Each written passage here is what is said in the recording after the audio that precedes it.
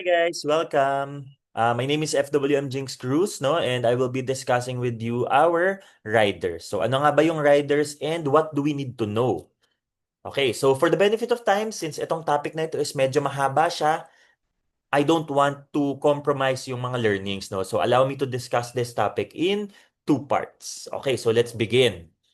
So ano ba yung objective natin dito? Our objective here is to learn the basic of FWD's supplemental benefits, no? Para at least mas maintindihan natin paano natin i-explain sa mga clients natin. Alright, so premium paying riders, ito po ay yung tinatawag natin na supplementary benefits or additional benefits or add-ons na ina-attach natin sa isang insurance policy. And dito po sa FWD, the premium of the rider is on top of the base premium of the policy. No? So ibig sabihin po, pwede tayong mag-customize ng policy by adding many riders, no, na gusto ng client natin. But remember, the more the riders that we put, the higher the premium. But the more na protected si client natin. All right. So to begin, no, we have 7 types of riders here in FWD. So ano-ano ba to? No, but allow me to explain it in layman's term para mas maintindihan po natin. So the number 1 and the number 2 is the Sure Pro. Ibig sabihin po, ito ay waiver of premium. No? So meron tayong dalawang klase. Isa for the insured and isa for the owner. And then our number 3 and 4 naman po is our critical illness coverage. No? So the Pro is 3 times critical illness, and then the light version naman po is we cover only 1 time. All right, and then the fifth one is the Safety Pro. No, ibig sabihin po, this is the accidental death. And then the sixth is the Recovery Pro. This is the hospitalization, no? Dito nako-cover yung confinement and ICU natin. And then the seventh one is the Life Pro. Okay, so let's begin with the Sure Pro for insured, no? So basically po, wini-waive natin yung basic plan, the rider, and the regular top-ups if yung insured po ay naging totally and permanently disabled. No? Or halimbawa, nagkaroon po siya ng any doon sa 42 major critical illness natin. Okay. So, insured issue age natin for this one is 18 to 60 years old and available po siya sa mga 5-pay and 10-pay products natin. And then pwede siya i-attach sa 5-pay set for life natin, 10-pay and Vibrant. And then sa manifest naman po is built-in rider siya. So, ibig sabihin po, when we say built-in, hindi na siya pwedeng alisin. Default siya na naka-attach talaga doon sa policy. So, sa manifest product natin is built-in po si SurePro. Alright, so here is an example for better understanding. So this set for life policy is a 10-pay. Ibig sabihin, this policy po ay babayaran siya for 10 years. But for example, si Lily, which is the insured, no, na-diagnose siya with a critical illness or she suffers a total and permanent disability. Dahil hindi na siya makakapag-work, no income na din si Lily. Kaya naman si FWD, as a first line of help, the remaining 9 years of the policy will be paid in full. Alright. So that is the Sure Pro for insured. And then the second one naman is kapag sa owner, no? Sure Pro for owner. So ito naman po, ang next is same siya with the first one, but for this, the waiver of premium will apply to the condition of the owner. Kung kanina po sa insured, ngayon naman sa owner, no? So regardless po if magkaiba yung policy owner and the policy insured, no? So this specific rider will apply doon sa owner. Okay, so when does this rider end? No, the date the premium paying period ends. No, so ibig sabihin pag tapos na po yung coverage nitong SurePro na rider natin, tapos na din po yung coverage natin for this rider. No, and then the date when we approve the claim for the supplementary benefit, no. So ibig sabihin po kapag meron tayong claim na nai-process, no, once na ma-approve po siya, tanggal na po or magsa-stop na yung specific na supplementary benefit na yun. And then the date that we approve your request to surrender or cancel this supplementary benefit, no? So dito po sa FWD, we can cancel and we can add a rider, no? Kahit po issued na yung policy. Okay, and then the premium due date, if you have not paid your premium for this supplementary benefit, as mentioned in the beginning of this video, yung mga riders po is hiwalay yung premium sa base plan natin, no? So kung halimbawa po hindi natin nabayaran yung rider, no? Kapag lumagpas po sa due date and hindi tayo nakapagbayad within 31 days, no? Magka-cancel po yung specific rider.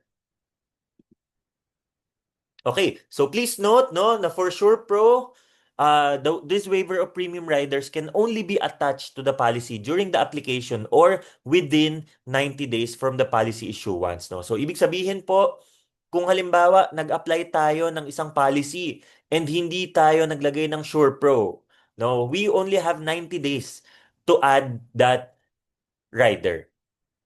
All right. And if the client wishes to add PPRs or yung premium paying riders natin, no, after issuance of the base plan, they may attach Sure Pro for the rider on the base plan's anniversary date or within 90 days after. All right. And then last is you can attach a rider to an enforced policy only if the PPR pay period is within the remaining pay period of the base plan. Alright, so for example, no, for SurePro for owner. In this scenario, yung policy owner natin is si Kyle, who is 27 years old and the policy insured is si Luke, which is a 5 years old, no? So assuming na magtatay sila. Okay? So on the first year, no, year 1 natin, si Kyle na-diagnose siya with a critical illness. Or let's say he suffered from total and permanent disability. Or worse, namatay, no, si Kyle. So the policy that covers Luke will be paid in full. Okay? So ibig sabihin, si Luke, hindi na niya kailangan bayaran yung policy. 'Di ba? So kahit mawala si Kyle bilang policy owner, the policy will remain intact. So bakit siya mahalaga? Kasi if the insured is a minor or unable to pay for his or her own policy, if mawala man si policy owner, the insured will still be covered. 'Di ba? So secured ang future niya. Okay, so that is the Sure Pro for owner. So now we go to the critical illness rider, no? So the first one is the Health Pro. Ibig sabihin po, this gives us, no, yung claim na up to 3 times. Ibig sabihin po, 3 beses pwedeng mag-claim yung client natin ng critical illness. Basta different category po siya. And if magkaroon si client ng minor critical illness claim naman, 20% of the benefit will be paid. Alright, so for the Health Pro, no, meron din po siyang death benefit. Ibig sabihin, it claims 100% of the sum assured on top of the critical illness benefit when the insured dies. Okay, so for Health Pro, always remember, no, the client has 2 options when it comes to the coverage period. So pwede pong makover yung client natin ng critical illness up to age 60 or up to age 75. Okay, so please note lang that the longer the coverage period, the higher the premium, of course. Alright, and then for the issue age naman, available siya ng 15-day-old to 70 years old. And then for the pay periods naman, available po siya sa mga products natin na 5 pay, 10 pay, and regular pay. And then, for the sum assured naman, minimum 100,000 or 50% of the base sum assured, whichever is higher. Okay, and then maximum naman is 500% of base sum assured. Ibig sabihin po, max ng 10 million. Okay, so ano bang advantage nito? Rider can still be attached even if the insured is 61 years of age and above. O, di ba? Talking about a secured future, di ba? All right. So here is an example for you. Si Juan de la Cruz, he is paying for a set for life policy na 10 pay, no, with the Health Pro rider until age 75 worth 500,000. On the first year, he got diagnosed with a coronary heart disease.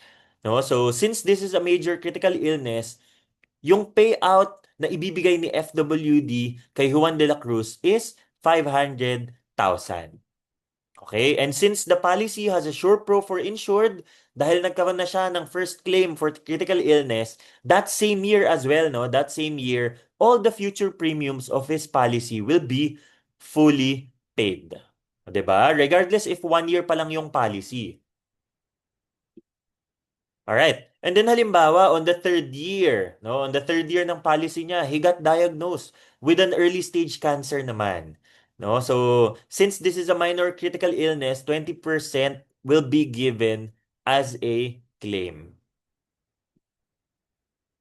But halimbawa, the following year, si Juan de la Cruz, he got diagnosed again with a major critical illness, no? This time, nagkaroon naman siya ng benign brain tumor, no? So since this is a major critical illness, ang makukuha ulit niya is a full 500,000 benefit. Okay? And then, halimbawa, 2 years after, si Juan de la Cruz, na-diagnose na naman siya. But this time, bacterial meningitis naman.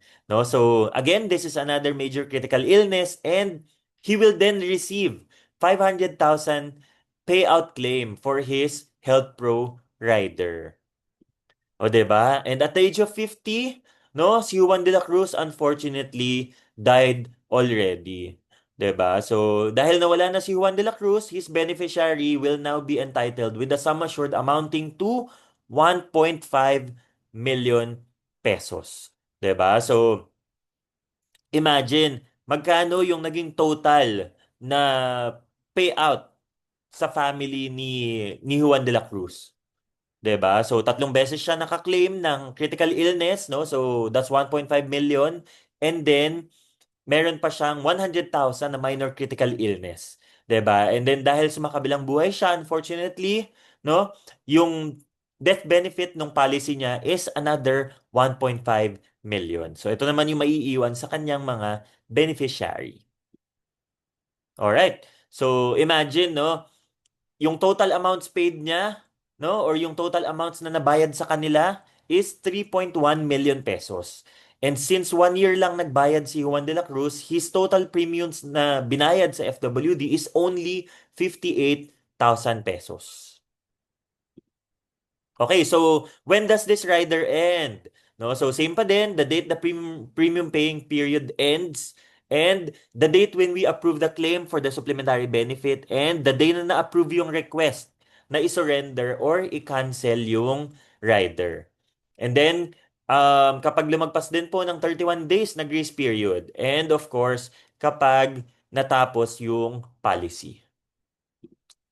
Okay, so for the Health Pro, since different categories siya, please note of the groupings ng mga critical illness. No? You can also see this sa mga proposals na generate natin sa Cube. Okay, so that is the Health Pro. No? So next naman is the Health Pro Lite. Okay, so this one naman is the light version. Since light version siya, the insured can only claim once. Okay, so same din siya nung kanina na Health Pro, but this time, once lang siya. Okay? Same din siya na makaka-claim doon sa 42 major critical illness and 20% naman kapag minor critical illness yung naging sakit ng client natin. Alright, so example natin. No? So, example natin, yung client natin dito is si Cassandra Benaventura, di ba? 26 years old siya. So, nagkaroon siya ng minor critical illness claim, no? So, ang claim po niya is 100,000. And then, at the age of 29, since nagkaroon siya ng critical illness, waive na din po yung premiums na policy niya. No? And then, dahil nagkaroon siya ng major critical illness naman, meron siyang 400,000.